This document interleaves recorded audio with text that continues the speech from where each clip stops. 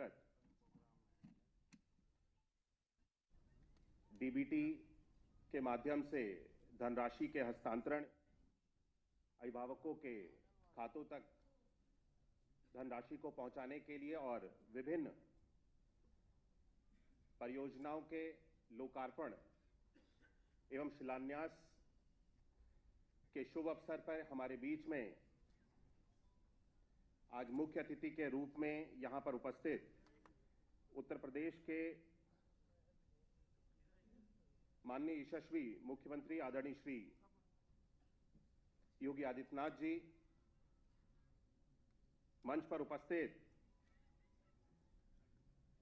उत्तर प्रदेश के माननीय उप मुख्यमंत्री आदरणीय श्री ब्रजेश पाठक जी,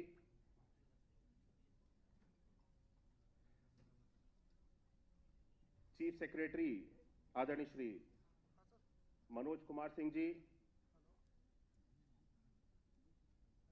बेसिक शिक्षा विभाग के अपर मुख्य सचिव श्री दीपक कुमार जी, श्री अवनीश अवस्थी जी, बेसिक शिक्षा विभाग की डीजी श्रीमती कंचन वर्मा जी,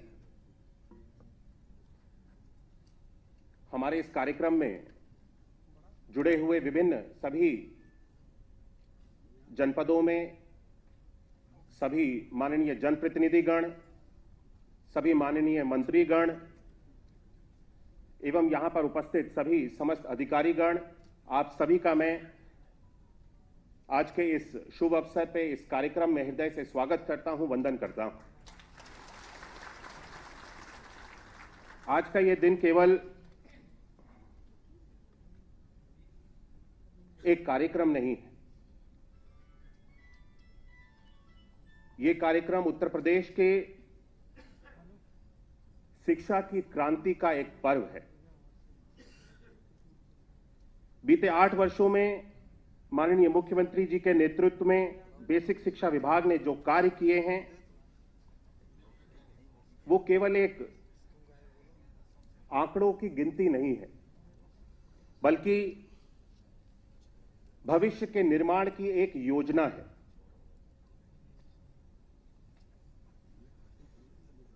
माननीय मुख्यमंत्री जी के नेतृत्व में उत्तर प्रदेश ने शिक्षा से समृद्धि की ओर अग्रसर होकर के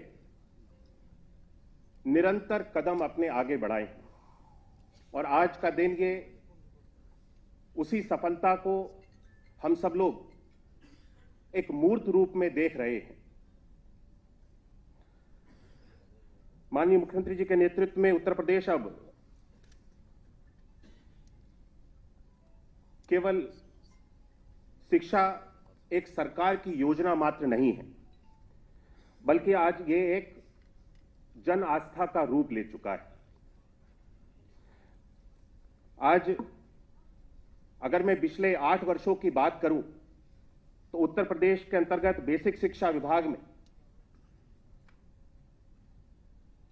हमारे विद्यालयों की 1,32,852 परिषदीय विद्यालयों की तस्वीर को बदलने का कार्य पिछले 8 वर्षों में 11,000 करोड़ रुपए के निवेश के साथ ऑपरेशन कायाकल्प के माध्यम से जिस तरह से हम सब लोगों ने परिषदीय विद्यालयों की तस्वीर को बदलने का कार्य किया है, सभी 19 पैरामीटर्स पे जिस तरह से हम सब लोगों ने विकास के कार्यों को पूर्ण किया और मूलभूत सुविधाएं जो कि आज से 8 वर्ष पहले अगर विद्यालयों की 19 पैरामीटर्स की स्थिति देखी जाती तो 36% थी, उस 36% के आंकड़े को आज हम सब लोग 96% से भी अधिक प्राप्त कर चुके हैं।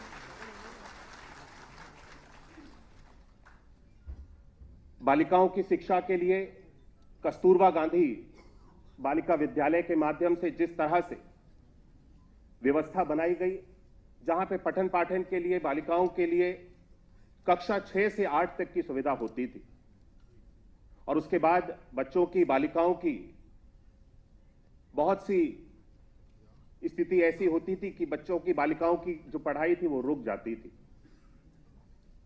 इसको भी ध्यान देते हुए माननीय मुख्यमंत्री जी के नेतृत्व के अंतर्गत उत्तर प्रदेश की सभी 746 कस्तूरबा गांधी बालिका विद्यालयों को उच्चीकृत करने का 12वीं तक निर्णय लिया गया,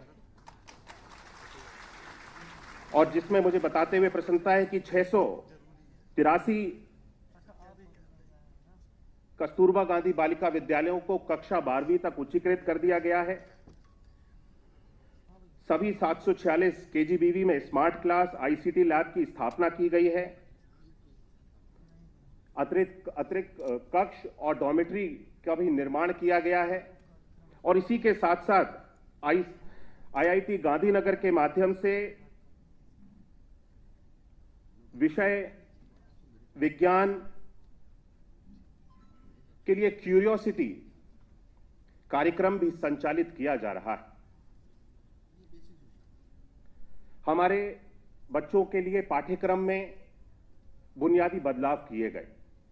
हमने एससीईआरटी के माध्यम से भी बच्चों के पाठ्यक्रम को बेहतर बनाने का प्रयास किया, और साथ साथ हमने अपने बच्चों के लिए एनसीईआरटी के पाठ्यक्रम को भी बना करके उनके लिए एनसीईआरटी के पाठ्यक्रम के अंतर्गत एससीईआरटी के माध्यम से जो राज्य के अंदर बदलाव किए जाने थे उसको जोड़ते हुए हमने एनसीईआरटी के करिकुलम को भी, पाठ्यक्रम को भी बच्चों के लिए संचालित करने का कार्य माननीय मुख्यमंत्री जी के नेतृत्व में कर लिया है। आज हम सब लोग, मुझे ये बताते हुए प्रसन्नता है कि उत्तर प्रदेश में बच्चों के लिए पाठ्य पुस्तकों को जो पहुंचाने की व्यवस्था है उसको हम सब लोगों ने बड़े ही सुदृढ़ ढंग से हर एक बच्चे तक समय से पाठ्य पुस्तकें पहुंचे, इसको भी सुनिश्चित करने का कार्य पहले जो कभी नहीं हो सका था, पिछले विगत वर्षों में लगातार बच्चों को समय से पुस्तकें पहुंचाने का कार्य भी माननीय मुख्यमंत्री जी के नेतृत्व में उत्तर प्रदेश सरकार के द्वारा हर वर्ष पूर्ण किया जा रहा है। इसी के साथ साथ बच्चों के लिए लर्निंग बाय डूइंग के नवाचार के लिए बच्चे जिससे कि प्रैक्टिकल के माध्यम से चीजों को करके बेहतर समझ सकें, 2274 उच्च प्राथमिक और प्राथमिक कंपोजिट विद्यालयों में लर्निंग बाय डूइंग के कार्यक्रम को भी संचालित किया गया है, और इसी के साथ साथ बच्चों को 4 डिफरेंट ट्रेड्स में लर्निंग के लिए भी विभिन्न कार्यक्रमों के माध्यम से, टूल्स के माध्यम से इन कार्यक्रमों को भी प्रारंभ किया गया है। इस वर्ष एक नवीन पहल भी बेसिक शिक्षा विभाग के अंतर्गत की गई है, जो कि ग्रीष्मकाल के अवकाश के अंतर्गत छात्र छात्राओं के लिए एक समर कैंप की व्यवस्था, सुविधा बनाई गई है। मुझे बहुत खुशी है कि इस समर कैंप के बारे में जब इस कार्यक्रम की रूपरेखा बनाई गई तो इसका स्वागत सभी लोगों ने, सभी शिक्षकों ने बड़ी ही प्रसन्नता के साथ में किया है। 21 मई से लेकर के 10 जून तक ये समर कैंप का कार्यक्रम आयोजित होगा। इस समर कैंप के अंतर्गत नियमित पाठ्यक्रम एवं पाठ्य पुस्तकों से हट करके जीवन कौशल से संबंधित एवं रचनात्मकता के सृजन से संबंधित शिक्षा प्रदान की जाएगी, जो कि बच्चों के लिए कोई नई चीज सीखना, बच्चों को छुट्टियों के समय में बच्चों के अभिभावक भी चाहते हैं कि हमारे बच्चे एक्स्ट्रा करिकुलर एक्टिविटीज के माध्यम से कुछ बेहतर सीखें, कुछ नया करना सीखें। इस व्यवस्था को भी बना करके शुरू किया गया है, और मुझे बताते हुए खुशी है कि इस समर कैंप के लिए जितने भी हमारे शिक्षक और शिक्षा मित्र जिनका इसमें हम सब लोगों को योगदान मिलेगा, जिनका सहयोग मिलेगा, जिनके सहयोग से ये समर कैंप पूर्ण होगा, उनके लिए एक प्रोत्साहन की धनराशि भी सरकार के द्वारा इस समर कैंप की अवधि के लिए उपलब्ध कराई जाएगी। बेसिक शिक्षा विभाग के अंतर्गत आज कुल लगभग 3,276 करोड़ की विभिन्न परियोजनाओं का शुभारंभ और शिलान्यास आज माननीय मुख्यमंत्री जी के कर कमलों से आज के इस कार्यक्रम में पूर्ण होगा, जिसके अंतर्गत निपुण भारत मिशन के लिए निपुण लक्ष्य ऐप पर academic resource person, state resource group एवं डाइट मेंटर द्वारा कक्षा 1 और 2 के छात्र छात्राओं को 5 बच्चों का रैंडम आधार पर स्पॉट असेसमेंट किया जा रहा है। कक्षा 3 से 12 के छात्र छात्राओं के अधिगम स्तर के आकलन हेतु निपुण प्लस ऐप का भी आज माननीय मुख्यमंत्री जी के कर कमलों से बटन दबा करके इसका भी आज शुभारंभ किया जाएगा। आज डीबीटी के माध्यम से माननीय मुख्यमंत्री जी के कर कमलों से धनराशि 1200 रुपए की धनराशि प्रथम चरण में जिसके अंतर्गत बच्चों के लिए यूनिफॉर्म, स्वेटर, जूते, मोजे, स्टेशनरी और स्कूल बैग को क्रय करने में आसानी होगी। ये 1200 रुपए की धनराशि भी आज पहले चरण में 1 करोड़ से भी अधिक बच्चों के अभिभावक के खाते में पहुंचाने का भी कार्य माननीय मुख्यमंत्री जी के द्वारा एक बटन दबा करके उनके कर कमलों से आज पूर्ण किया जाएगा। इसी के साथ साथ समस्त जनपदों में मुख्यमंत्री मॉडल कंपोजिट विद्यालय निर्मित किए जाने का निर्णय लिया गया है।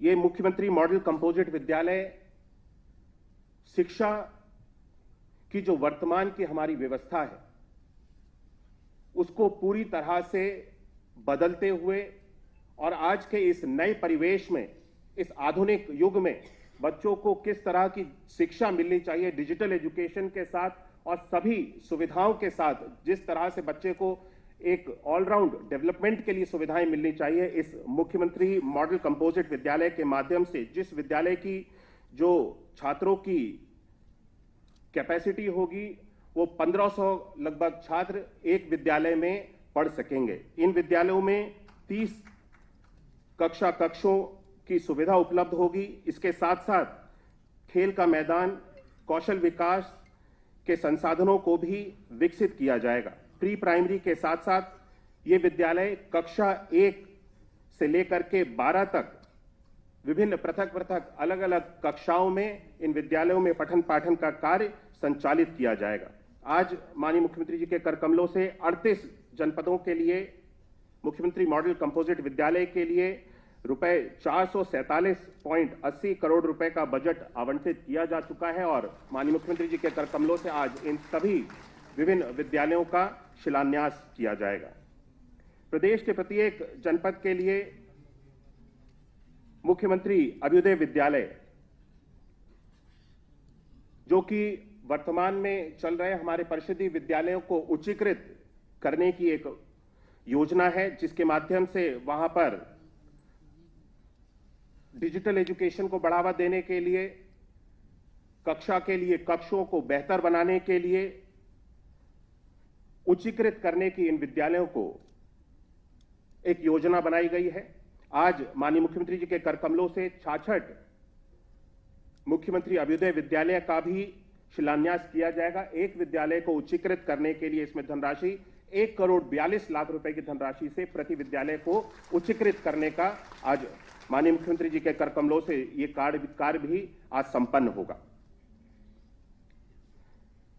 उच्चीकृत की गई कस्तूरबा गांधी बालिका विद्यालय, जिसमें 129 उच्चीकृत कस्तूरबा गांधी बालिका विद्यालयों के भवनों का भी लोकार्पण आज माननीय मुख्यमंत्री जी के कर कमलों से पूर्ण किया जाएगा। नवीन शैक्षणिक पद्धति को बढ़ावा दिए जाने के लिए राज्य शैक्षिक तकनीकी संस्थान लखनऊ के माध्यम से एक स्टूडियो की स्थापना का कार्य पूर्ण किया गया है। मैं बताना चाहता हूं कि इस स्टूडियो के माध्यम से शिक्षकों को विभिन्न डिजिटल शैक्षणिक सामग्री के निर्माण के लिए मल्टीमीडिया के साथ इसके माध्यम से शिक्षण एवं डिजिटल उपकरणों के प्रभावी उपयोग आदि के संबंध में प्रशिक्षण प्रदान किए जा सकेगा। आज इस स्टूडियो का भी माननीय मुख्यमंत्री जी के कर कमलों से लोकार्पण आज के इस कार्यक्रम में पूर्ण किया जाएगा। इसी के साथ साथ निपुण भारत मिशन के अंतर्गत कक्षा 1 से 2 में अध्ययनरत छात्र छात्राओं के लर्निंग आउटकम का माह दिसंबर 2024 और माह फरवरी 2025 के आकलन को कराया गया, जिसमें से कुल 48,061 विद्यालय निपुण विद्यालय के रूप में उभर करके हमारे सामने आए हैं। आज सभी उत्कृष्ट प्रदर्शन करने वाले विद्यालयों में जिन्होंने शिक्षकों ने अपनी कड़ी मेहनत से बच्चों के साथ लगन से उनको इस दिशा में आगे लेकर के गए कि आज बच्चे हमारे निपुण प्रदेश का जो हमारा लक्ष्य है उस लक्ष्य को प्राप्त करने की ओर हम तेजी से आगे बढ़ चले। और उत्तर प्रदेश, मुझे यकीन है कि वो पहला प्रदेश होगा जो कि एक निपुण प्रदेश के रूप में बनकर के आज उभरेगा। ऐसे हमारे 5 शिक्षकों को आज माननीय मुख्यमंत्री जी के करकमलों से, जिन्होंने बेहतर कार्य किया है, बेहतरीन प्रदर्शन करने वाले 5 शिक्षकों को भी आज के इस कार्यक्रम में माननीय मुख्यमंत्री जी के द्वारा सम्मानित किया जाएगा। प्राथमिक एवं उच्च प्राथमिक विद्यालयों में शिक्षकों के लिए 51,667 टैबलेट का भी आज वितरण का कार्यक्रम माननीय मुख्यमंत्री जी के करकमलों से आज पूर्ण किया जाएगा। आज यहां पे 5 ऐसे शिक्षकों को एक प्रतीक स्वरूप माननीय मुख्यमंत्री जी के द्वारा यहां से मंच से टैबलेट भी दिए जाने का कार्य आज पूर्ण किया जाएगा। 5258 उच्चीकृत उच्च प्राथमिक कंपोजिट एवं कस्तूरबा गांधी बालिका विद्यालयों में आईसीटी लैब की स्थापना की गई है। आज यहां पे 5 प्रधान अध्यापकों को मंच से आमंत्रित कर माननीय मुख्यमंत्री जी के द्वारा सम्मानित भी किया जाएगा।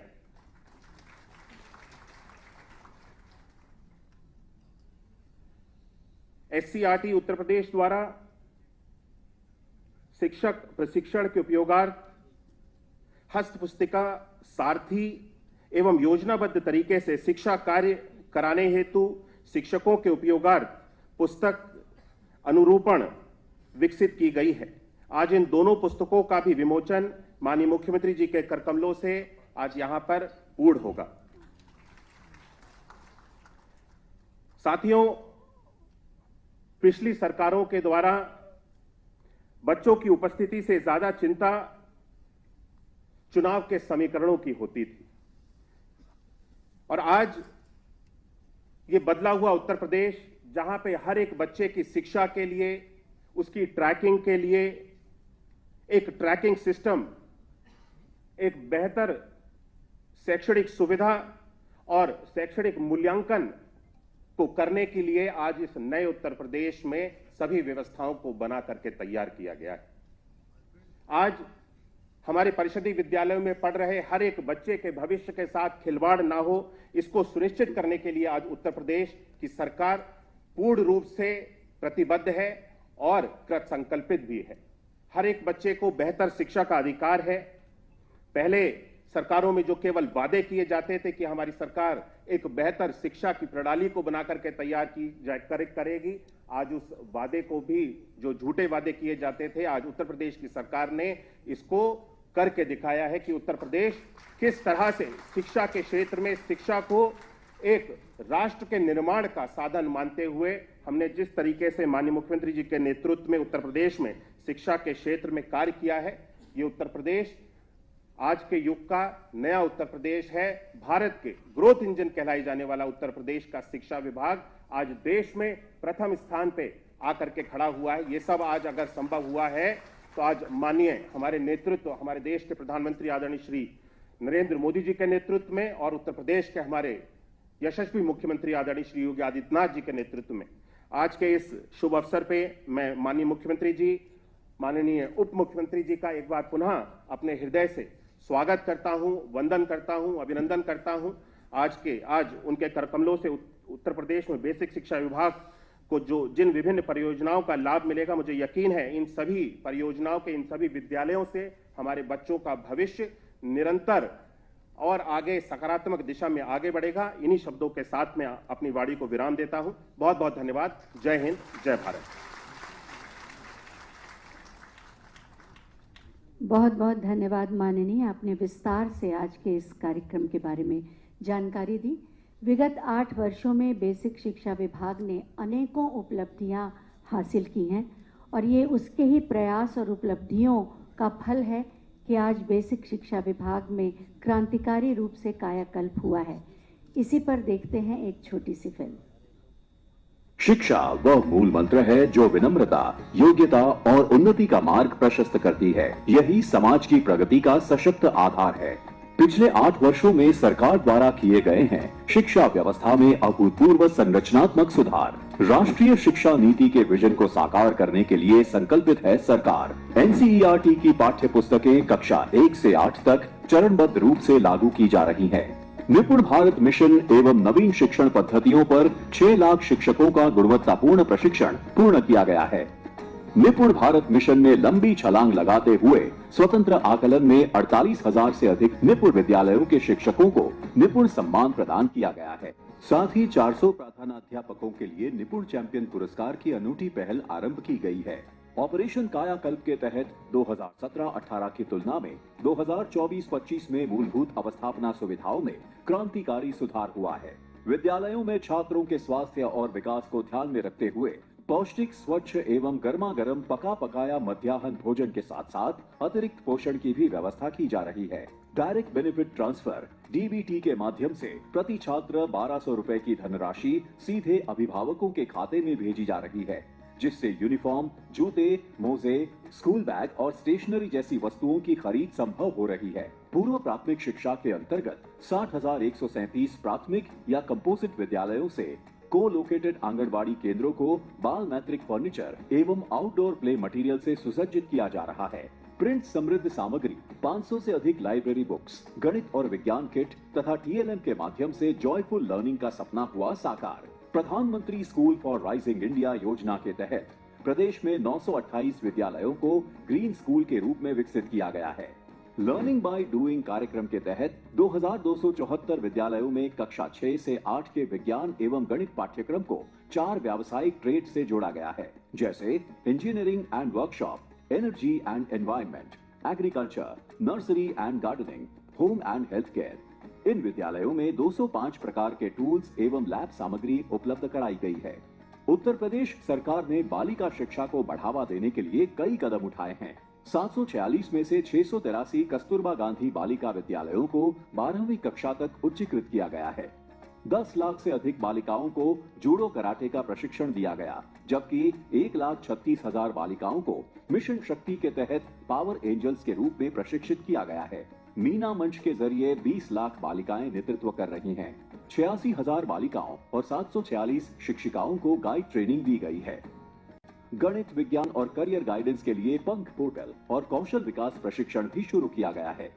डिजिटल लर्निंग को बढ़ावा देने हेतु 18,381 स्मार्ट क्लासेस, 880 आईसीटी लैब स्थापित किए गए हैं। इसके अतिरिक्त 7,403 स्मार्ट क्लासेस की स्थापना की जा रही है। प्राथमिक विद्यालयों में 2,61,530 टैबलेट वितरित किए गए हैं। 88,500 छात्र छात्राओं को वैज्ञानिक एवं औद्योगिक संस्थानों का एक्सपोजर विजिट कराया गया है, जिससे वे भविष्य में नवाचार एवं वैज्ञानिक अनुसंधान के क्षेत्र में अग्रणी बन सके। 1,25,000 शिक्षकों की पारदर्शी भर्ती के साथ 50,000 से अधिक शिक्षकों का ऑनलाइन स्थानांतरण पारदर्शिता से किया गया है। EHRMS मानव संपदा पोर्टल के माध्यम से 7 लाख शिक्षकों के सेवा संबंधी कार्यों का ऑनलाइन सेटलमेंट किया गया है। विद्या समीक्षा केंद्र के माध्यम से प्रशासनिक एवं अकादमिक गतिविधियों का अनुश्रवण किया जा रहा है। इससे शिक्षा में गुणात्मक सुधार हुआ है।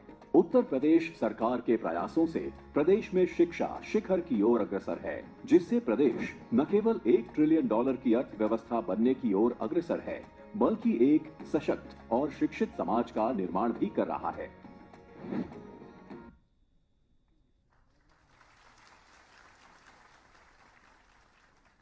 ये थी बेसिक शिक्षा विभाग की अद्भुत यात्रा।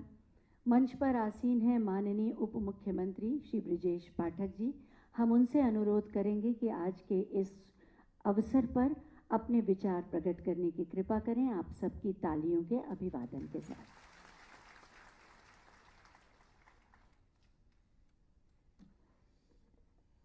उत्तर प्रदेश के बेसिक शिक्षा विभाग के अंतर्गत विभिन्न कार्यक्रम एवं गतिविधियों के लोकार्पण, शिलान्यास एवं शुभारंभ कार्यक्रम में मुख्य अतिथि के रूप में उपस्थित उत्तर प्रदेश के लोकप्रिय माननीय मुख्यमंत्री आदरणीय योगी आदित्यनाथ जी, बेसिक शिक्षा मंत्री आदरणीय संदीप सिंह जी, उत्तर प्रदेश के मुख्य सचिव आदरणीय मनोज कुमार सिंह जी, अपर मुख्य सचिव आदरणीय दीपक कुमार जी, माननीय मुख्यमंत्री जी के सलाहकार आदरणीय अवनीश अवस्थी जी, आदरणीय कंचन वर्मा जी, सदस्य विधान परिषद उमेश द्विवेदी जी, मुकेश शर्मा जी, लालजी प्रसाद निर्मल जी, पवन सिंह चौहान जी, माननीय विधायक नीरज वोरा जी, योगेश शुक्ला जी, अमरीश कुमार जी, जय देवी जी, लखनऊ की महापौर आदरणीय सुषमा खरकवाल जी, पार्षद दल के उप नेता आदरणीय सुशील तिवारी पम्मी जी, पूर्व सांसद आदरणीय अशोक वाजपेयी जी, उपस्थित सभी अधिकारीगण, पत्रकार मित्रों, विभिन्न विद्यालयों से आए हुए हमारे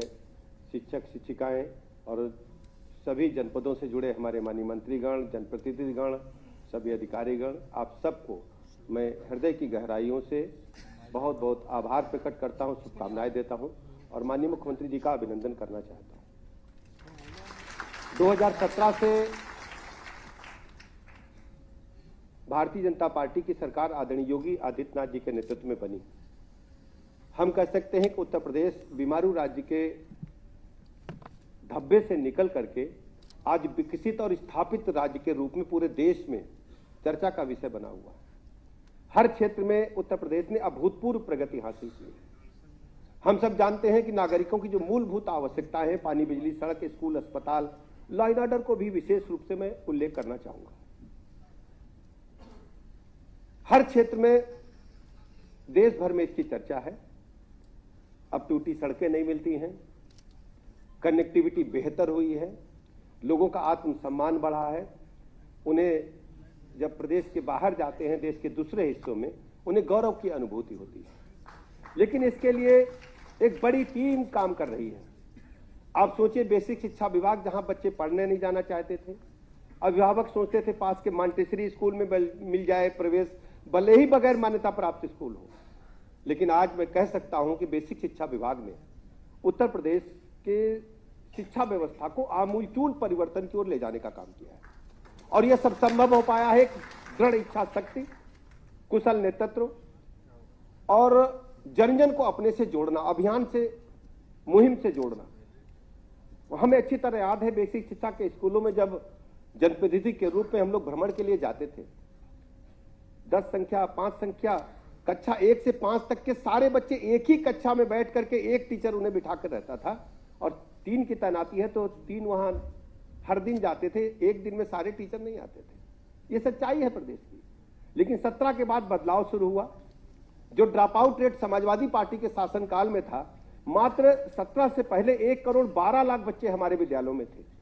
आज मुझे कहने में गर्व की अनुभूति है कि आज हमारे पास लगभग 1 करोड़ 90 लाख से अधिक बच्चे उच्च कोटि की शिक्षा ग्रहण कर रहे हैं। और केवल शिक्षा ही नहीं ग्रहण कर रहे हैं, मुझे अच्छी तरह याद है 17 से पहले बच्चों को ड्रेस मिली थी, जैसे पुलिस की ड्रेस होती, खाकी ड्रेस दिया था। छोटे छोटे बच्चे, नैनवाल बच्चे, प्राइमरी स्कूल से बेहतर ड्रेस उन्हें मिली है और उसका चयन पारदर्शिता के साथ हो। डीबीटी के माध्यम से अभिभावकों के खाते में पैसे जा रहे हैं, जूता मोजा मिला है, पाठ्य पुस्तकें मिल रही हैं। मध्याह्न भोजन के लिए क्या हालत था उत्तर प्रदेश का?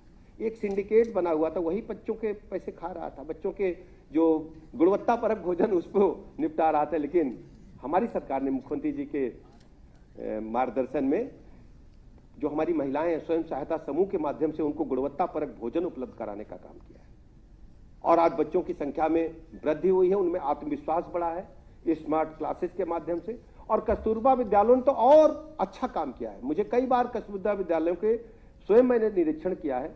वो बच्चे जो पढ़ाई छोड़ करके अपने घर वापस चले गए थे, वो बच्चे जो गरीब हैं, उनको बिल्कुल पूरी तरह से आवासीय विद्यालय प्रदान करके, कोई फीस न लेकर के अद्भुत शिक्षा का जो ये मैं कह सकता हूं, उन्हें ज्ञान प्राप्त करने का जो अधिकार था उसे देने का काम उत्तर प्रदेश सरकार ने किया है।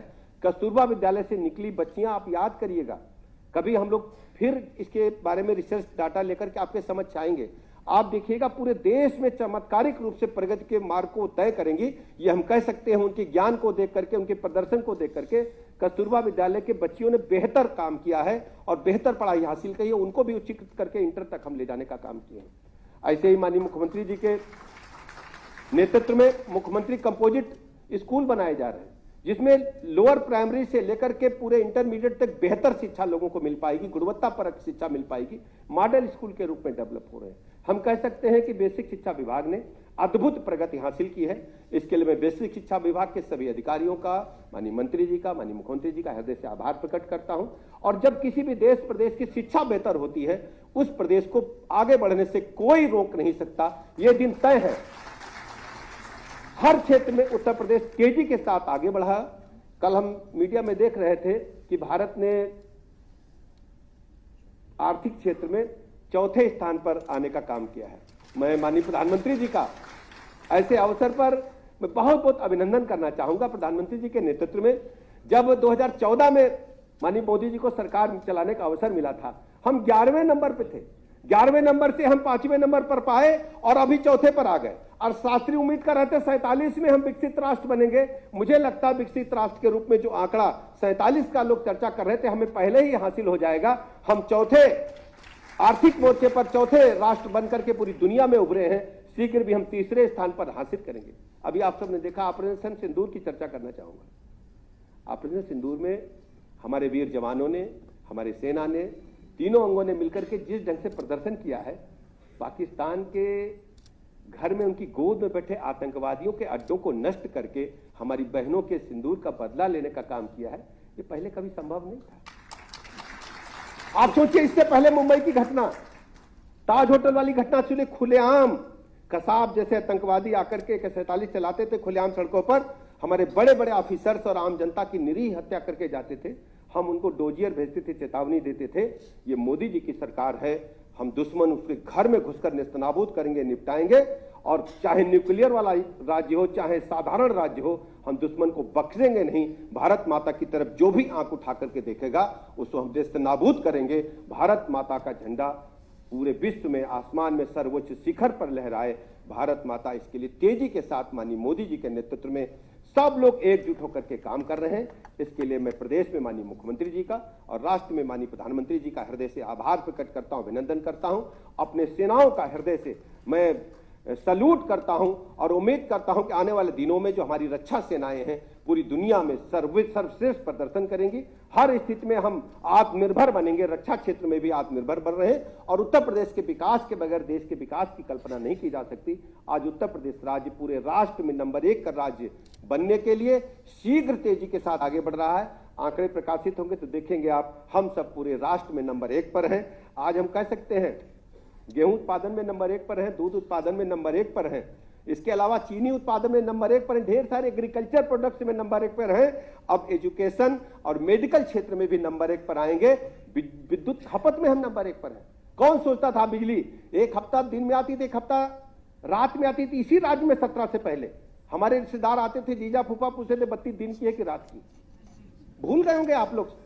किसी के जनरेटर, किसी का इन्वर्टर खोजते थे, घूमते थे। आज हम कह सकते हैं कि हम 30,000 मेगावाट की बिजली यूज करते हैं पीक आवर में, और उसके बाद भी हमारी व्यवस्थाएं सकुशल संचालित हो रही हैं। उत्तर प्रदेश में अब कहीं कोई कमी नहीं है। हम सरप्लस स्टेट बनकर के तेजी के साथ आगे बढ़ रहे हैं। इन्हीं शब्दों के साथ बेसिक शिक्षा विभाग का, माननीय मुख्यमंत्री जी का हृदय से आभार प्रकट करते हुए, अभिनंदन करते हुए अपनी बात समाप्त करता हूं। बहुत बहुत धन्यवाद।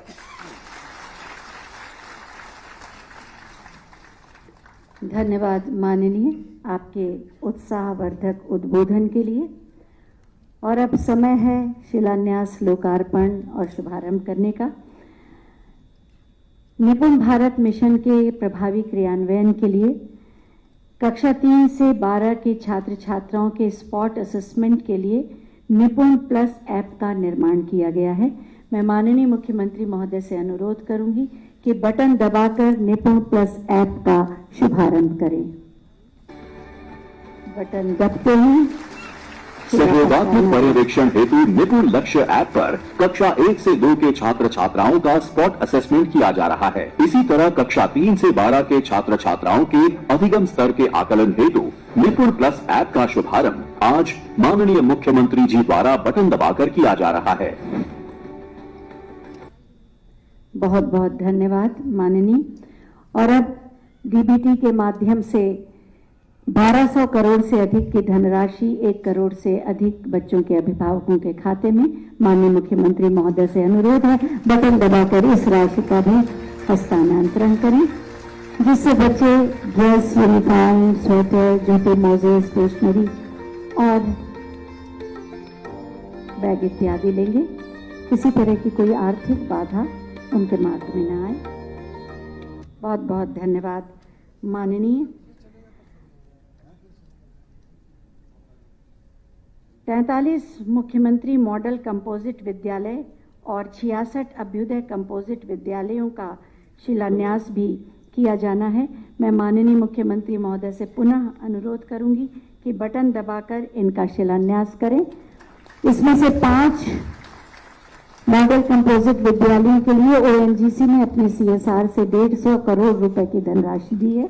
बहुत बहुत धन्यवाद माननीय मुख्यमंत्री। उत्तर प्रदेश के यशस्वी मुख्यमंत्री माननीय श्री योगी आदित्यनाथ जी की दूरदर्शी सोच और दृढ़ संकल्प से आज प्रदेश के 43 जनपदों में मुख्यमंत्री मॉडल कंपोजिट विद्यालयों का भव्य शिलान्यास हो रहा है, जिनमें से 5 विद्यालयों को ओएनजीसी द्वारा CSR के तहत सहयोग प्राप्त है। 30 करोड़ प्रति विद्यालय की लागत से 5 से 10 एकड़ भूमि पर बनने वाले ये अत्याधुनिक विद्यालय प्री प्राइमरी से कक्षा 12 तक के 1500 छात्रों को स्मार्ट क्लास, विज्ञान प्रयोगशाला, कंप्यूटर लैब, डिजिटल लाइब्रेरी और मिनी स्टेडियम जैसी विश्व स्तरीय सुविधाएं प्रदान करेंगे। साथ ही 75 परिषदीय विद्यालयों को 1.42 करोड़ रुपए प्रति विद्यालय की लागत से मुख्यमंत्री अभ्युदय कंपोजिट विद्यालयों में उच्चीकृत किया जा रहा है। आज इस शुभ अवसर पर इनमें से 66 विद्यालयों का शिलान्यास हो रहा है।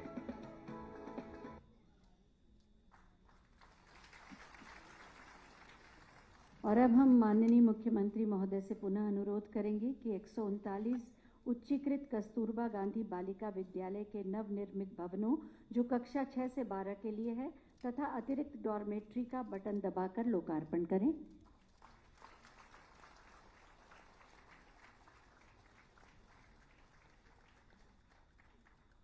शिलापट का अनावरण आपने देखा।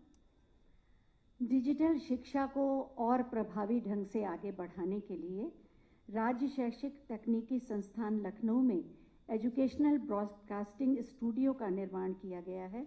मैं माननीय मुख्यमंत्री महोदय से पुनः अनुरोध करूंगी कि बटन दबाकर एजुकेशनल ब्रॉडकास्टिंग स्टूडियो का शुभारंभ करें।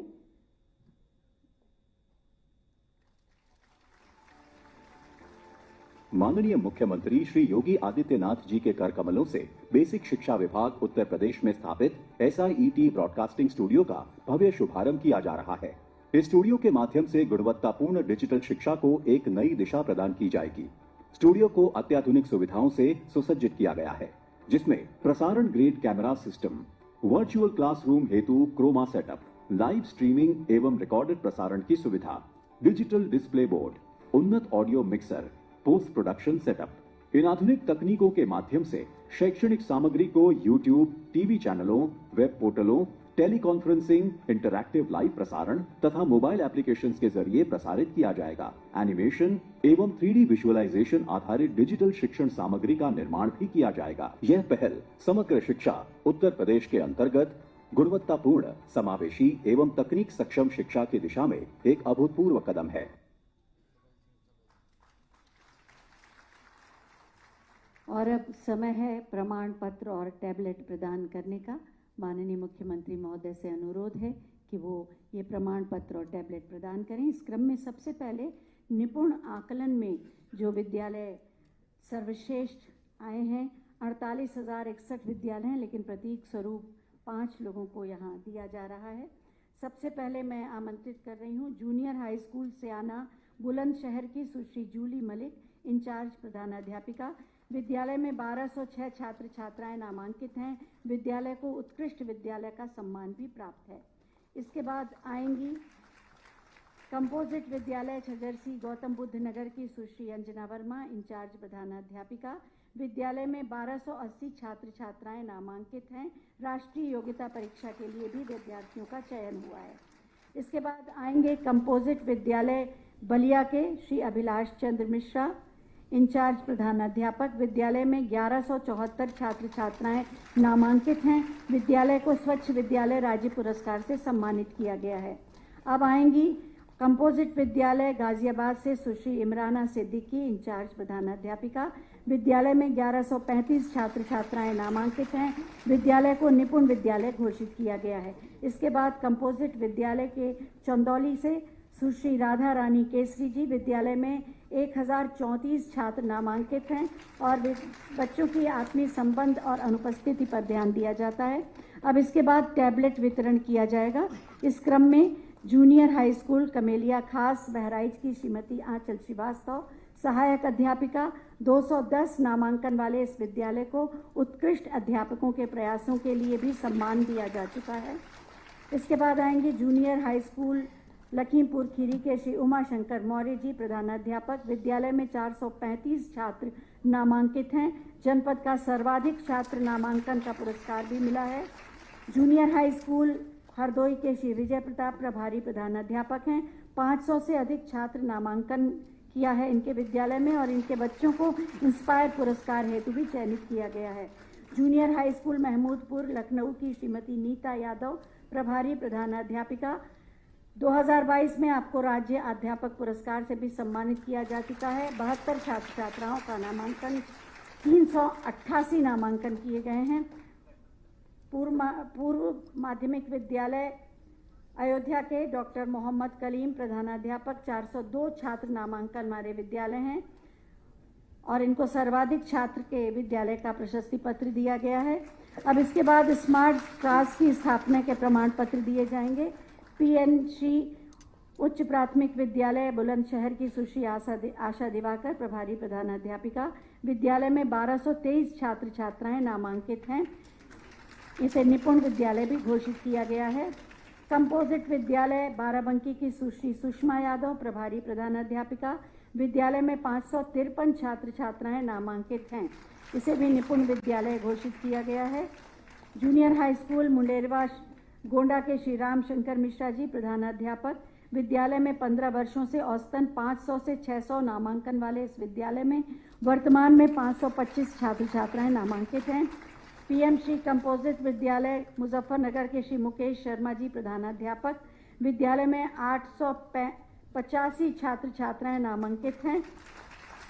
इसके बाद कंपोजिट चकलाला भदोही के श्री रमेश चंद्र पाठक जी, प्रभारी प्रधानाध्यापक। विद्यालय में 623 छात्र छात्राएं नामांकित हैं। विद्यालय को सर्वाधिक नामांकन हेतु भी जिलाधिकारी द्वारा सम्मानित किया गया है। इसके बाद आईसीटी लैब की स्थापना वाले विद्यालयों को दिया जाएगा। पीएमसी कंपोजिट विद्यालय देवरिया के श्री खुर्शीद अहमद, सहायक अध्यापक। इन्हें राज्य अध्यापक पुरस्कार और राष्ट्रीय पुरस्कार से भी सम्मानित किया गया है। 453 छात्र नामांकित हैं। पीएमसी कंपोजिट बलरामपुर के श्री राम, सहायक अध्यापक। 456 छात्र नामांकन कर चुके हैं इनके विद्यालय में और राज्य अध्यापक पुरस्कार से सम्मानित हैं। उच्च प्राथमिक विद्यालय मऊ के श्री अनवारुल हक, प्रधानाध्यापक हैं। शैक्षिक नवाचार में अग्रणी 234 नामांकन हैं इनके विद्यालय में। कंपोजिट विद्यालय वाराणसी के श्री संतोष कुमार सिंह, प्रधानाध्यापक हैं। 728 नामांकन वाला ये विद्यालय है, निपुण विद्यालय के रूप में घोषित है। उच्च प्राथमिक विद्यालय सीतापुर के श्री योगेंद्र प्रताप सिंह, प्रभारी प्रधानाध्यापक। 532 नामांकन वाले इस विद्यालय को निपुण विद्यालय के रूप में भी घोषित किया जा चुका है। और अब डिजिटल लाइब्रेरी की स्थापना का प्रमाण पत्र पीएमसी कंपोजिट विद्यालय सुल्तानपुर के श्री सुभाष दुबे, प्रभारी प्रधानाध्यापक। 372 विद्यालय छात्र नामांकित हैं। PMC composite junior high school Siddharthnagar के श्री मयूद्दीन, प्रभारी प्रधानाध्यापक। 501 छात्रों का नामांकन है।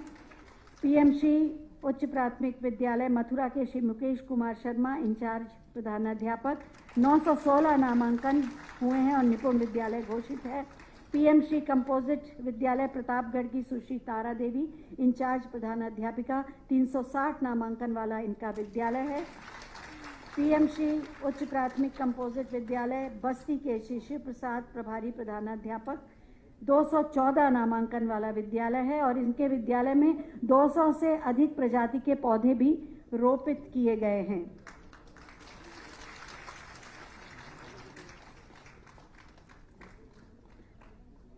और जैसा कि हमने आपको बताया, मुख्यमंत्री मॉडल कंपोजिट विद्यालय के निर्माण के लिए ओएनजीसी ने सीएसआर से 150 करोड़ का सहयोग दिया। ONGC के श्री देवाशीष मुखर्जी को भी प्रमाण पत्र दिया जा रहा है। CSR से उन्होंने 150 करोड़ की धनराशि 5 मॉडल कंपोजिट विद्यालयों के लिए दी है। जोरदार तालियों से आप उनका अभिनंदन करें।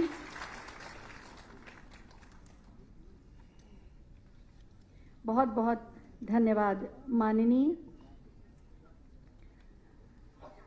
राज्य शैक्षिक अनुसंधान एवं प्रशिक्षण परिषद उत्तर प्रदेश द्वारा शिक्षकों की सुविधा के लिए एक अभिनव प्रयास किया गया सारथी पुस्तिका के माध्यम से, जिसमें परंपरागत और आधुनिक शैक्षणिक विधियों का समन्वय है और इसके अलावा अनुरूपण पुस्तिका का भी प्रकाशन किया गया। मैं माननीय मुख्यमंत्री महोदय से अनुरोध करूंगी कि सारथी पुस्तिका और अनुरूपण पुस्तिका का विमोचन करने की कृपा करें। राज्य शैक्षिक अनुसंधान एवं प्रशिक्षण परिषद उत्तर प्रदेश द्वारा प्रकाशित सारथी अपने आप में ये एक पहली अभिनव बार शिक्षक प्रयास। प्रशिक्षकों हेतु शिक्षण विधियों पर आधारित हस्त पुस्तिका सारथी का विकास SCERT उत्तर प्रदेश द्वारा कराया गया है। हस्त पुस्तिका सारथी में परंपरागत शिक्षण विधियों के साथ साथ नवीन शिक्षण विधियों का समावेश तथा इन शिक्षण विधियों के व्यावहारिक प्रयोग हेतु पाठ योजनाओं का समावेशन किया गया है।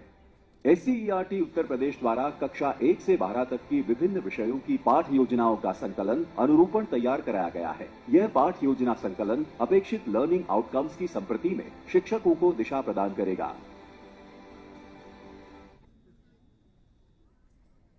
जैसा कि आपको बताया गया कि सभी परिषदीय विद्यालयों में समर कैंप आयोजित किए जा रहे हैं, जिससे बच्चे अनुभव के द्वारा खुशी खुशी खेल खेल में ज्ञान भी प्राप्त करें और जीवन के कौशल से भी जुड़ें। ये समर कैंप कैसे हैं, इसी पर एक छोटी सी फिल्म आइए देखते हैं। माननीय मुख्यमंत्री जी के नेतृत्व में समर कैंप का आयोजन राज्य सरकार की एक नवीन पहल है। समर कैंप का मूल उद्देश्य उच्च प्राथमिक विद्यालयों में समग्र, आनंददायी एवं अनुभवात्मक शिक्षण को बढ़ावा देना तथा विद्यार्थियों में आत्मविश्वास व जीवन कौशल में रचनात्मक विकास करना है। समर कैंप का आयोजन प्रतिदिन 3 घंटे प्रातः 7 से 10 बजे किया जा रहा है, जिसमें स्वास्थ्य एवं फिटनेस, संगीत, नाट्य, विज्ञान, कला, क्राफ्ट तथा डिजिटल कौशल के माध्यम से विद्यार्थियों की प्रतिभा को निखारा जा रहा है। 3 सप्ताह के लिए आयोजित होने वाले समर कैंप में प्रत्येक दिवस विशेष थीम पर आधारित मनोरंजक गतिविधियां की जा रही हैं। हमने यहाँ आके सबसे पहले योगा सीखी और बच्चों को योगा कराई। हमने योगा में सूर्य नमस्कार करा, हमने बहुत सारे गेम्स खेले, जैसे हम लोग ने चेस खेला, कैरम खेला, उसके बाद हम लोग ने डांस करा। बच्चों को पढ़ाई के साथ साथ अन्य गतिविधियां भी करने में बहुत मजा आ रहा है और बच्चे बहुत एंजॉय कर रहे हैं। बच्चों के सर्वांगीण विकास के लिए ये बहुत अच्छा सिद्ध होगा। समर कैंप में बच्चों के न्यूट्रिशन का भी रखा गया है विशेष ध्यान और साथ ही गतिविधियों के आयोजन के लिए किए गए हैं वित्तीय प्रावधान। समर कैंप के संचालन हेतु शिक्षकों, शिक्षा मित्रों एवं अनुदेशकों के साथ ही पूर्व छात्रों, NGO, NCC वॉलंटियर्स व समुदाय का सहयोग भी लिया जा रहा है। साथ ही गर्मी, जल आपूर्ति एवं समावेशी सहभागिता हेतु आवश्यक सुरक्षात्मक प्रबंध भी सुनिश्चित किए गए हैं। जुड़िए समर कैंप से, जुड़िए जीवन कौशल से।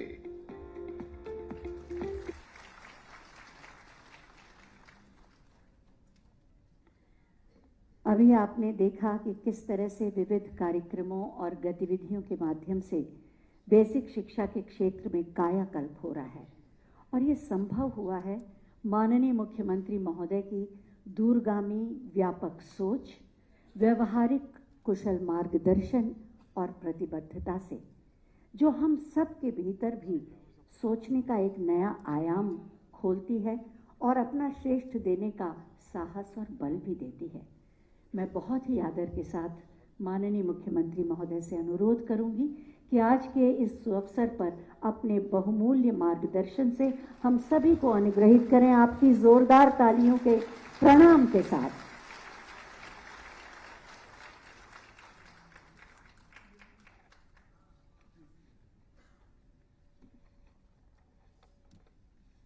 उत्तर प्रदेश के बेसिक शिक्षा परिषद के द्वारा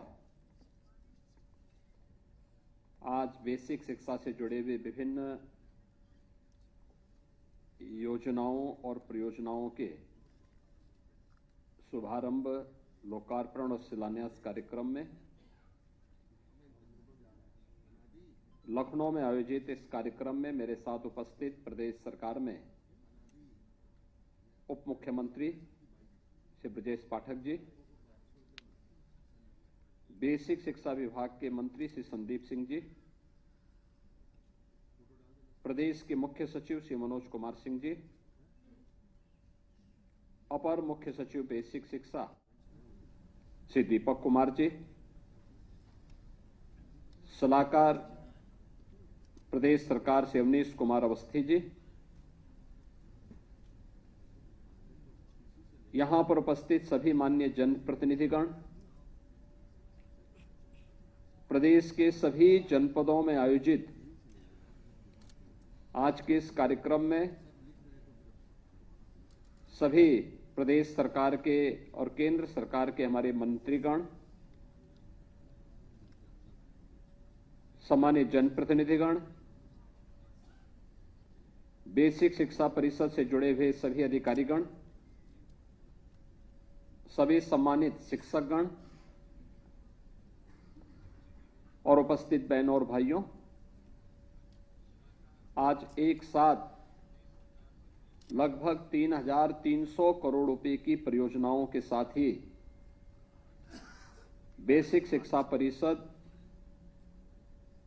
अपने कुछ अभिनव कार्यक्रम के साथ उत्तर प्रदेश के भविष्य को सजाने और संवारने के एक नए कार्यक्रम का शुभारंभ करने जा रहा है। बेसिक शिक्षा परिषद के द्वारा आदरणीय प्रधानमंत्री मोदी जी के यशस्वी मार्गदर्शन और तेजस्वी नेतृत्व में प्रदेश सरकार ने गत 8 वर्ष के अंदर बेसिक शिक्षा के क्षेत्र में जो आमूलचूल परिवर्तन करने की दिशा में कदम बढ़ाए हैं, इसके लिए मैं परिषद को, सभी शिक्षकों को हृदय से बधाई देता हूं। आप सबका मैं अभिनंदन करता हूं।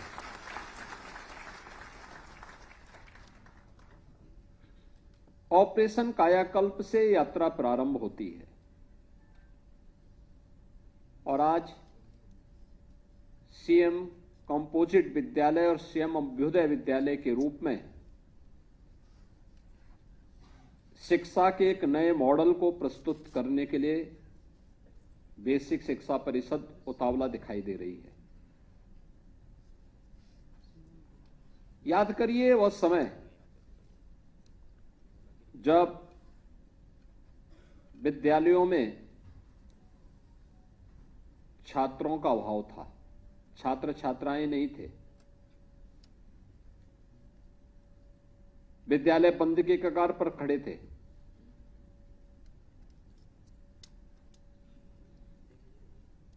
भवन जर्जर पड़े हुए थे, गंदगी हुआ करती थी, अव्यवस्था हुआ करती थी। उन स्थितियों में ये यात्रा प्रारंभ हुई और एक पहल की आवश्यकता थी।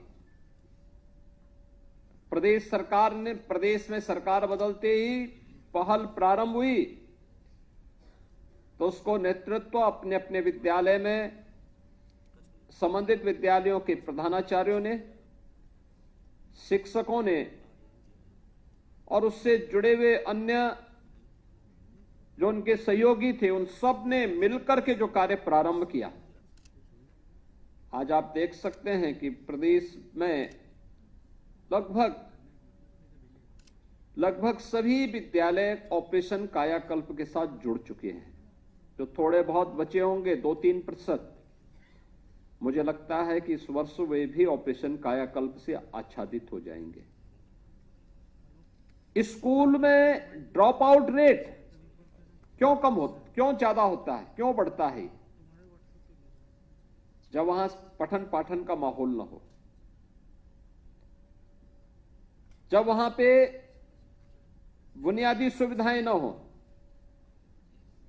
बालक बालिकाओं के लिए टॉयलेट की व्यवस्था नहीं, पेयजल की व्यवस्था नहीं, शिक्षक कभी आ रहे हैं कभी नहीं आ रहे हैं, गंदगी हो, खेल कूद की कोई व्यवस्था न हो, उस शुरुआत में उस प्रकार के अनुकूल वातावरण बनाने के लिए जो अभिनव प्रयास होने चाहिए, जब वह नहीं हुए तो हम लोग देखते थे कि एक सामान्य व्यक्ति भी अपने बच्चे को बेसिक शिक्षा परिषद के स्कूल में 2017 के पहले नहीं भेजना चाहता था। और अभी मैं देख रहा था, जब यहां पर मैं विभिन्न विद्यालयों ने जो अभिनव प्रयास किए हैं और उसके परिणाम सामने आए हैं, आप अनुमान करेंगे बेसिक शिक्षा परिषद के स्कूलों में अब 800 और 900 और 1000 और 1200 तक बच्चे हों। यह एक नए परिसरीय विद्यालयों की तस्वीर को दुनिया के सामने रखता है। लोग यही बोलते थे 2017 में कि सब क्या हो रहा है, आप लोग दे तो रहे हैं लेकिन उसका रिजल्ट क्या है। हमने कहा रिजल्ट भी आएगा, रिजल्ट भी आएगा। अभी सरकार आई है, उन बच्चों के भविष्य के साथ खिलवाड़ करने की छूट नहीं मिलनी चाहिए।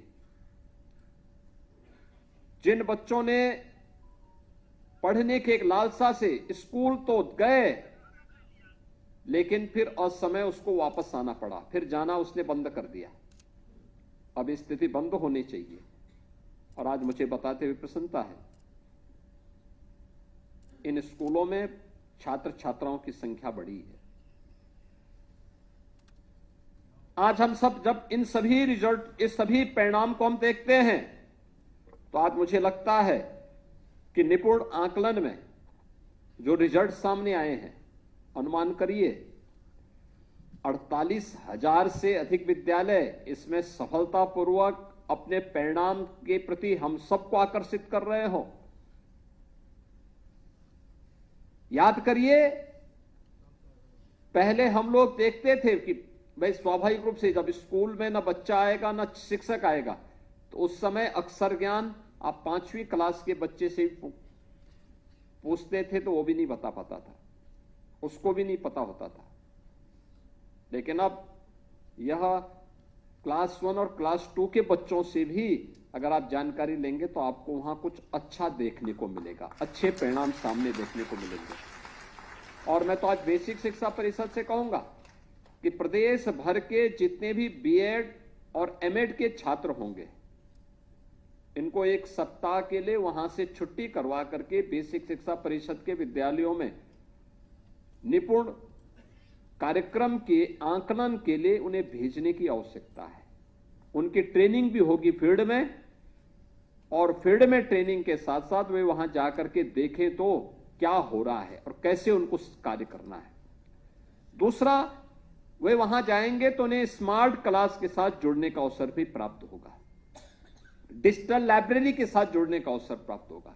क्योंकि इन्होंने जब पढ़ा था, याद करना है, बीएड या एमएड के जो बच्चे इस समय अध्ययन कर रहे हैं, अपनी डिग्री ले रहे हैं, इन्होंने जब इन स्कूलों में पढ़ा होगा तब यहां बुनियादी सुविधाएं नहीं थी, बालक बालिकाओं के लिए टॉयलेट नहीं रहा होगा, तब वहां पे खेल का मैदान नहीं रहा होगा, तब वहां पे अच्छी फ्लोरिंग नहीं रही होगी, तब फर्नीचर नहीं रहा होगा, तब वहां पे डिजिटल लाइब्रेरी और स्मार्ट क्लास नहीं रही होगी।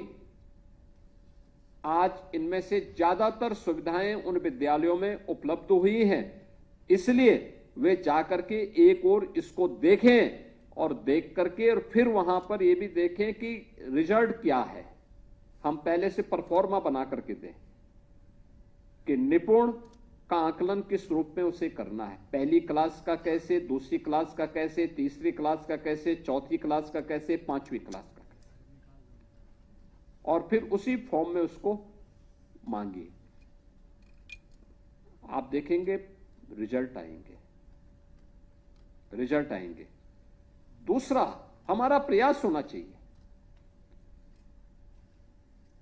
कि हर विद्यालय में शिक्षक जरूर हो, छात्र और शिक्षक का रेशियो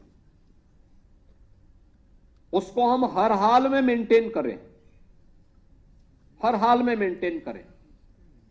ये बेसिक शिक्षा परिषद जिस दिन इस प्रक्रिया को प्रभावी ढंग से क्रियान्वित करेगा, यहां पे छात्रों की संख्या बढ़ेगी। और मेरा मानना है, मैं बेसिक शिक्षा परिषद से जुड़े हुए सभी शिक्षकों से इस बारे में अपील करूंगा। आप एक शिक्षक हैं, जितनी मेहनत करते हैं, देखिए आप ही के साथ के शिक्षक हैं जिनको आज यहां पे सम्मानित किया जा रहा है।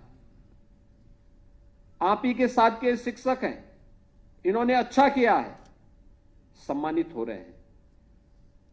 और ये सम्मान एक मंच की एक औपचारिकता होगी, लेकिन उनका सबसे बड़ा सम्मान है जो उनके द्वारा जिन बच्चों को आज प्रशिक्षित किया जा रहा है, जिन बच्चों के भविष्य को समझाने और संवारने का काम हो रहा है, यही बच्चे जीवन भर उन्हें स्मरण करेंगे और अपने उस समय जब वह किसी पद और किसी पोजीशन पर जाएंगे तो उन शिक्षकों का स्मरण उनके मन में सदैव होगा। हमें अपने आप को इस रूप में बनाना है कि आप देश के भविष्य को गढ़ने का काम कर रहे हैं, उसको आगे बढ़ाने का काम कर रहे हैं। और ये महती जिम्मेदारी जो आपके ऊपर है, ईश्वर प्रदत्त जो ये आपके पास एक हथियार है, इसका इस्तेमाल राष्ट्र निर्माण के इस प्रवर्तमान कार्यक्रम के साथ जोड़िए, उसको ऐसे ही मत जाने दीजिए। याद रखना, समय और काल किसी का इंतजार नहीं करता है।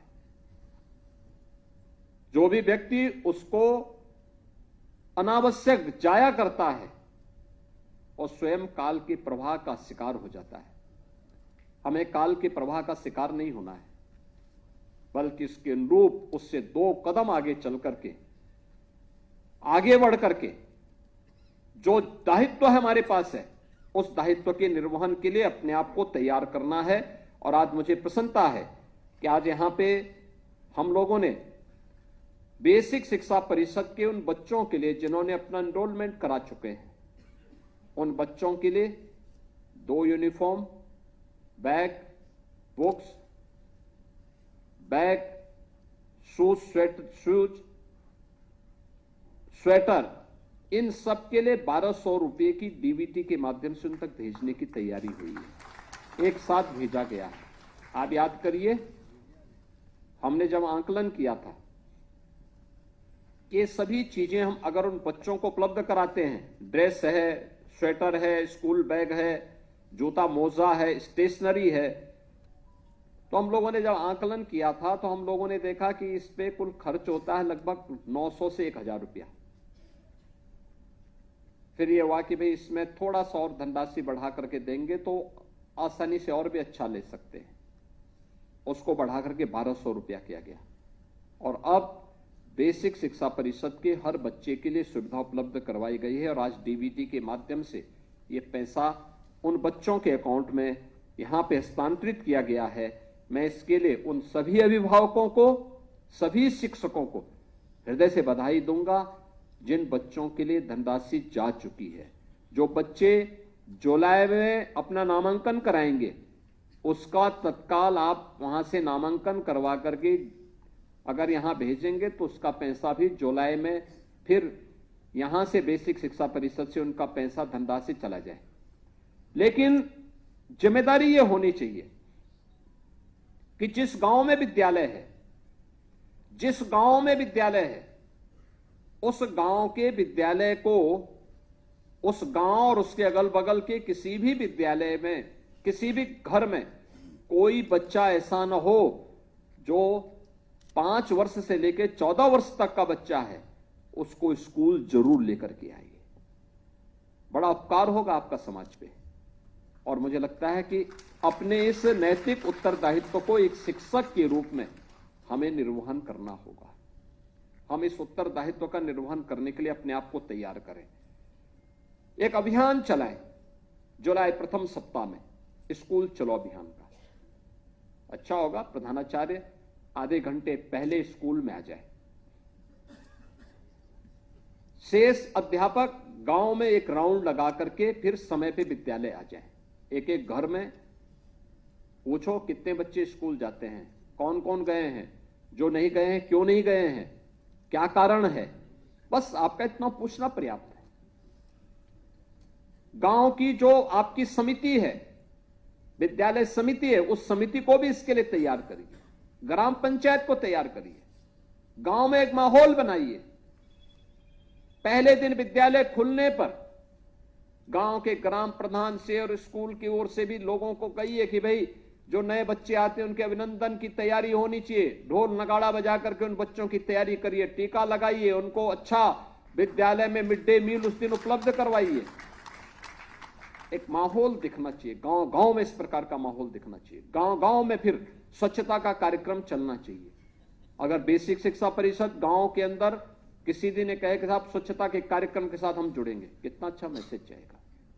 ग्राम पंचायत के अंदर कौन बेसिक शिक्षा परिषद करा रहा है, ग्राम पंचायत के साथ मिलकर, गांव के प्रधान भी हैं, उनके सभी सदस्य भी हैं, पूरी ग्राम सभा भी है, वे सभी अभिभावक भी हैं, क्या कर रहे हैं, सफाई के अभियान के साथ जुड़े हैं। क्योंकि सफाई होगी हमारे बच्चे स्वस्थ होंगे, गंदगी रहेगी तो सबसे पहले हमारे स्कूलों में पढ़ने वाले बच्चे उसकी चपेट में आएंगे। इसलिए इस बीमारी को ही हम दूर करना चाहते हैं। बीमारी के उपचार के बाद का समय बाद में आएगा, पहले हम उस बीमारी को पनपने ही नहीं देंगे।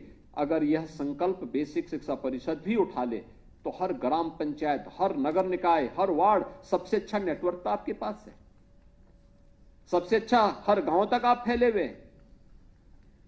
दूसरा, अगर एक ग्राम पंचायत फैली हुई है, 2-3 विद्यालय अलग अलग जगह हैं और विद्यालय कहीं 10 विद्यार्थी हैं, कहीं 15 हैं, कहीं 25 हैं, अगर इन तीनों को मिलाकर के हम एक कर लें और तीनों को मिलाकर एक करके वहां शिक्षकों के रेशियो को ठीक कर लें तो मुझे लगता है कि बच्चों पर भी और शिक्षा पर भी बड़ा उपकार होगा ये बेसिक शिक्षा परिषद का। क्योंकि एक शिक्षक और 15 बच्चे, क्या मतलब, 1 से 5वीं तक क्लास चलनी है। कैसे आप न्याय कर पाएंगे जब बच्चे पे ज्यादा ध्यान देना है? अगर हम उसी विद्यालय में 60 से लेकर 100 बच्चों को एकजुट करा देते हैं और उसी में 3 से लेकर 5 शिक्षक दे देते हैं तो हर क्लास के लिए एक शिक्षक हो जाएगा। अगर कभी किसी शिक्षक के घर में कोई कार्य पड़ा, एक नहीं भी आया, तो भी 4 शिक्षक उस विद्यालय को आसानी से चला सकते हैं। और मुझे लगता है इसके लिए भी हमें अपने आप को तैयार करना होगा। याद रखना, कोई भी रिफॉर्म होगा उस रिफॉर्म का पहले चरण में विरोध होगा, लेकिन जब उसके परिणाम आएंगे, विरोध करने वाले अपना मुंह कहीं दिखाने वाला लायक नहीं बचते हैं। और हमें हमेशा रिफॉर्म के लिए तैयार रहना होगा। याद करना, जब भी रिफॉर्म होता है, इस रिफॉर्म का विरोध होता है। कोई भी रिफॉर्म, कोई भी सुधार होता है, बाल विवाह का रोकने के लिए जब अभियान चला था, व्यापक विरोध हुआ था। विधवा विवाह विरोध हुआ था। दहेज मुक्त विवाह की आप बात करेंगे, विरोध होगा। लेकिन अगर हमें स्वस्थ समाज की आधारशिला रखनी है तो हमें इसके लिए तैयार होना होगा, अपने आप को तैयार करना होगा। 7,409 विद्यालयों को स्मार्ट क्लास, 5,228 विद्यालयों में आईसीटी लैब, 51,667 शिक्षकों को आज टैबलेट वितरण के कार्यक्रम के साथ जोड़ा गया। 503 पीएम श्री विद्यालय में डिजिटल लाइब्रेरी, एससीईआरटी के संस्थानों में आपके एजुकेशनल ब्रॉडकास्टिंग स्टूडियो, आपने देखा होगा क्या एक मॉडल है, कैसे हम अच्छे शिक्षकों के पाठ्यक्रम को वहां व्यवस्थित तरीके से अन्य जगहों तक भी पहुंचा सकते हैं। एक अच्छा माध्यम बन सकता है। अब तो दुनिया के अंदर, या हम लोगों ने यूपी के अंदर भी कुछ जनपदों में प्रारंभ किया। जैसे हेल्थ में डिजिटल कंसल्टेशन है। कोविड के दौरान हमने वर्चुअल एजुकेशन के साथ भी हमने कार्यक्रम को जोड़ा था। एक बेहतरीन अभियान चल सकता है। टेक्नोलॉजी इंप्रूव कर चुकी है। किसी एक सब्जेक्ट को लेकर के कोई अच्छा शिक्षक होगा, उसका लाभ प्रदेश भर के छात्रों को क्यों नहीं प्राप्त होना चाहिए। पहले शिक्षक छोटे छोटे उदाहरण देकर के समझाया करते थे। अगर आप सीधे किसी लेसन को, किसी पाठ को सीधे ही पढ़ाना प्रारंभ करेंगे, हो सकता हो वाव हो, लेकिन अगर छोटे छोटे उदाहरण बीच बीच में देकर के हम उसका एग्जाम्पल देकर के उसी पाठ को आगे बढ़ाएंगे तो मुझे लगता है बहुत सरल हो सकता है, आसान हो सकता है। हमें इस दिशा में कार्य करने की आवश्यकता है। और इसी प्रकार से जो आपके जितने भी विद्यालय हैं, कंपोजिट विद्यालय हैं, जितने परिषदीय विद्यालय हैं, जो उच्च प्राथमिक विद्यालय हैं, इसमें समर कैंप भी एक नया प्रयास प्रारंभ हुआ है। यानी यही नवाचार है। देखिए, कल दिल्ली में 20 राज्यों के मुख्यमंत्रियों की बैठक थी। मुख्यमंत्री और उप मुख्यमंत्रीगण उसमें उपस्थित थे और लगभग 50 के आसपास ये संख्या थी। यूपी के माध्यमिक विद्यालयों में हम लोगों ने प्रोजेक्ट अलंकार के माध्यम से उन विद्यालयों के जो पुराने पड़ चुके जीर्ण शीर्ण विद्यालय थे, उन विद्यालयों के नवनिर्माण के लिए, उनमें नवाचार के लिए, उनमें टेक्नोलॉजी का बेहतर समावेश करने के लिए जो कार्य और जो कदम उठाए गए, उसके जो रिजल्ट आए हैं, कल उसका प्रेजेंटेशन भी हमने यूपी के माध्यम से वहां पे प्रस्तुत किया है। आप सोचिए, लाखों बच्चों को उसके माध्यम से, लाखों बच्चों के जीवन में परिवर्तन हुआ है। हजारों नौजवानों को रोजगार का सृजन भी हुआ है और ढेर सारे अन्य लोगों के लिए वहां पे अन्य रोजगार का सृजन, अन्य तरीके से प्रत्यक्ष और अप्रत्यक्ष रूप से रोजगार का सृजन भी नए संस्थानों के माध्यम से देखने को मिला है। प्रयास करने से परिणाम आते हैं। व्यक्ति जब प्रयास ही नहीं करेगा तो परिणाम कहां से आएगा। और आज इसी के माध्यम से हम लोगों ने सभी कार्य यहां पे किए हैं। निपुण आकलन के माध्यम से उत्कृष्ट प्रदर्शन करने वाले शिक्षकों का भी आज यहां सम्मान हुआ है और मुझे लगता है राज्य भर में इस प्रकार के कार्यक्रम किए जाने चाहिए। इनका आकलन ब्लॉक स्तर पर, जनपद स्तर पर, कमिश्नरी स्तर पर भी और राज्य स्तर पर भी इनका आकलन करते हुए फिर सम्मान की प्रक्रिया और स्वस्थ प्रतिस्पर्धा को आगे बढ़ाना। समर कैंप के माध्यम से अभी हमें प्रयास करना चाहिए। ये समर कैंप विभिन्न प्रकार की इंडोर एक्टिविटीज को आगे बढ़ाने का एक माध्यम। 21 जून को अंतर्राष्ट्रीय योग दिवस है, उसका 10वां संस्करण होगा। हमारा प्रयास होना चाहिए 21 जून को हर बेसिक शिक्षा परिषद, हर कंपोजिट विद्यालय, हर कस्तूरबा गांधी विद्यालय में अभी से तैयारी हो और अभी से प्रशिक्षण हो। योग का जो प्रोटोकॉल आयुष मंत्रालय ने तैयार किया है, उस प्रोटोकॉल को लेकर के अभी से प्रशिक्षण तैयार हो, अभी से प्रशिक्षित योग शिक्षक वहां तैनात हो और फिर 21 जून के लिए बेसिक और माध्यमिक स्कूलों को, उच्च शिक्षण संस्थानों को, प्रदेश भर के हर संस्थान को रिकॉर्ड मात्रा में विश्व योग दिवस के अवसर पर अपने अपने संस्थानों के साथ जोड़ना चाहिए। अभी से इसकी तैयारी होनी चाहिए। समर कैंप ये बच्चों के अंदर की प्रतिभा को तनाव मुक्त करने के माध्यम से एक मंच मिलेगा। इंडोर एक्टिविटीज, वो कैरम भी खेल सकता है, टेबल टेनिस भी खेल सकता है, बैडमिंटन खेलने की सुविधा भी उसको दीजिए, योग की क्लासेस भी वहां लगाइए, संगीत का वादन, गायन, नृत्य, नाटक, इन सभी कलाओं के बारे में भी उसको प्रशिक्षण देने के कार्यक्रम के साथ उसको जोड़ना चाहिए। और फिर अभी प्रशिक्षण दीजिए। इस प्रशिक्षण का एक प्रतिस्पर्धा में जब आप स्कूली गेम्स शुरू करें नवंबर दिसंबर में, एक सप्ताह का कार्यक्रम केवल इसी के लिए जारी करिए। विद्यालय स्तर पर, ब्लॉक स्तर पर, जनपद स्तर पर, कमिश्नरी स्तर पर और फिर प्रदेश स्तर पर।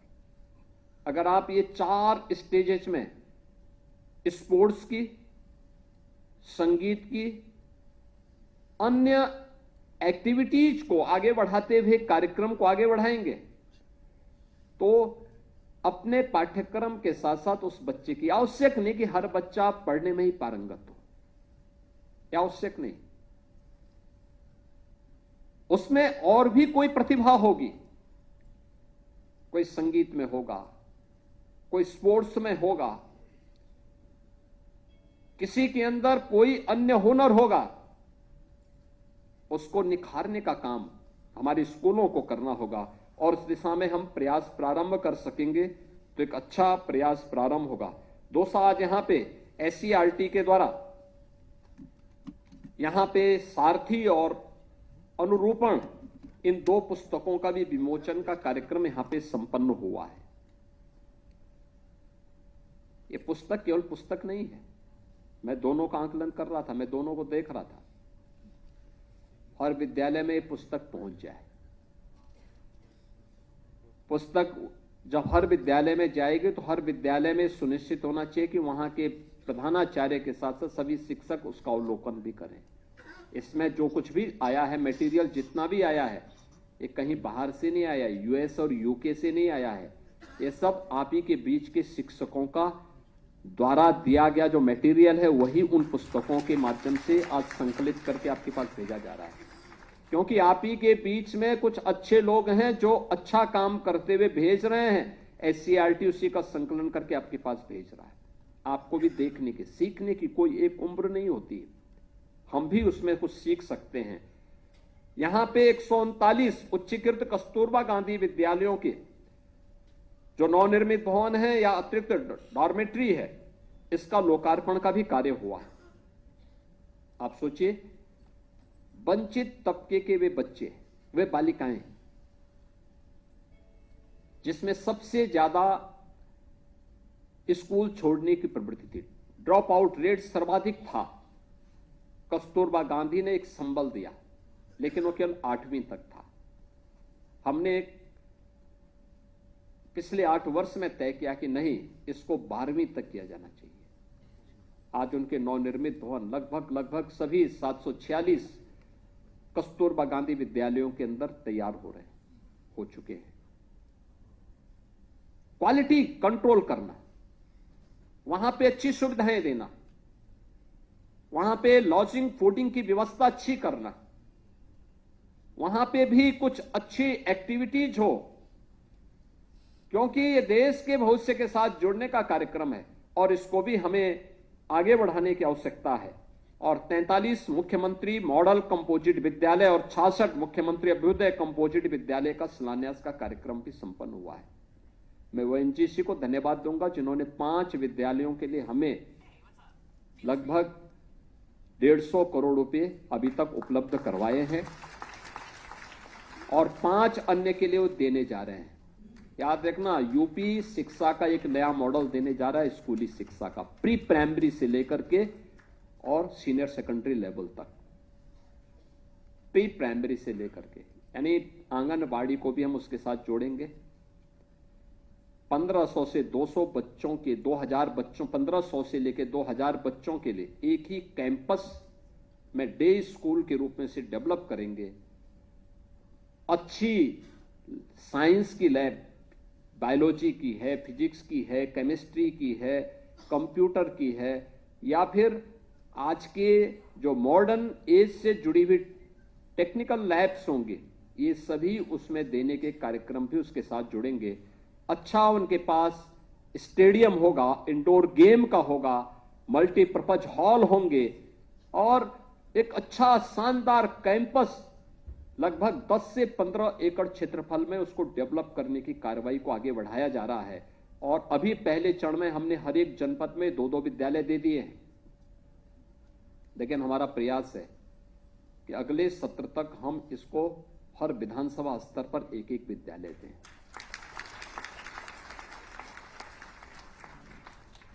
हर विधानसभा स्तर पर एक-एक विद्यालय दें। 25 से 30 करोड़ रुपए की लागत से बनने वाला एक-एक विद्यालय, और इसमें जो शिक्षक भी तैनात होंगे। आप देखना, अटल आवासीय विद्यालय की तर्ज पर एक नया मॉडल शिक्षा का ये देने जा रहा है, एक नया मॉडल। अब ऐसा नहीं कि किसी परिवार में 3 बच्चे हैं तो एक बच्चा 5वीं में पढ़ता है, एक 9वीं में पढ़ता है, तो दोनों अलग अलग विद्यालय में जा रहे हैं।